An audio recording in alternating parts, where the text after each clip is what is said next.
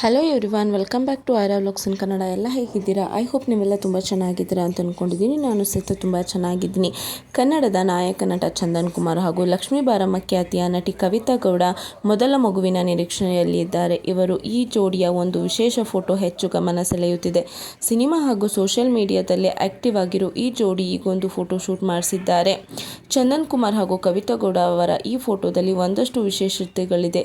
ಗರ್ಭಿಣಿ ಕವಿತಾ ಗೌಡ ಸುಂದರವಾದ ಹಳದಿ ಬಣ್ಣದ ಗೌನ್ ತೊಟ್ಟಿದ್ದಾರೆ. ಚಂದನ್ ಕಪ್ಪು ಬಣ್ಣದ ಸ್ವೆಟ್ ಟಿ ಶರ್ಟ್ ಹಾಗೂ ನೀಲಿ ಬಣ್ಣದ ಜೀನ್ಸ್ ಧರಿಸಿಕೊಂಡಿದ್ದಾರೆ. ಚಂದನ್ ಕುಮಾರ್ ಹಾಗೂ ಕವಿತಾ ಗೌಡ ಅವರ ಈ ಒಂದು ಫೋಟೋ ಶೂಟ್ನಲ್ಲಿ ಚಂದನ್ ಗರ್ಭಿಣಿ ಕವಿತಾ ಗೌಡ ಅವರ ಹೊಟ್ಟೆ ಬಳಿ ಕುಳಿತುಕೊಂಡಿದ್ದಾರೆ. ತಾಯಿ ಹೊಟ್ಟೆಯಲ್ಲಿರುವ ಮಗುವಿನ ಜೊತೆಗೆ ಮಾತನಾಡೋ ರೀತಿಯಲ್ಲಿ ವಿಶೇಷವಾಗಿ ಎಕ್ಸ್ಪ್ರೆಷನ್ ಕೊಟ್ಟಿದ್ದಾರೆ. ಚಂದನ್ ಕುಮಾರ್ ಮತ್ತು ಕವಿತಾ ಗೌಡ ಅವರ ಈ ಫೋಟೋ ಶೂಟ್ನಲ್ಲಿ ಪತ್ನಿಯನ್ನು ಚಂದನ್ ತಬ್ಬಿಕೊಂಡಿದ್ದಾರೆ. ಈ ಒಂದು ಫೋಟೋ ಕೂಡ ವಿಶೇಷವಾಗಿ ಗಮನ ಸೆಳೆಯುತ್ತಿದೆ. ಹಾಗೆ ಇದು ಅಷ್ಟೇ ಮುದ್ದಾಗಿ ಕೂಡ ಕಾಣಿಸುತ್ತಿದೆ. ಚಂದನ್ ಕುಮಾರ್ ಹಾಗೂ ಕವಿತಾ ಗೌಡ ಈ ಒಂದು ಫೋಟೋ ಶೂಟ್ನಲ್ಲಿ ವಿಶೇಷವಾಗಿಯೇ ಕಾಣಿಸಿಕೊಳ್ತಿದ್ದಾರೆ. ಇವರ ಈ ಒಂದೆರಡು ಫೋಟೋಗಳನ್ನು ಇದೀಗ ಸೋಷಿಯಲ್ ಮೀಡಿಯಾದಲ್ಲಿ ನೋಡಬಹುದು. ಇವುಗಳನ್ನು ಸ್ವತಃ ಚಂದನ್ ಕುಮಾರ್ ಸೋಷಿಯಲ್ ಮೀಡಿಯಾದಲ್ಲಿ ಹಂಚಿಕೊಂಡಿದ್ದಾರೆ.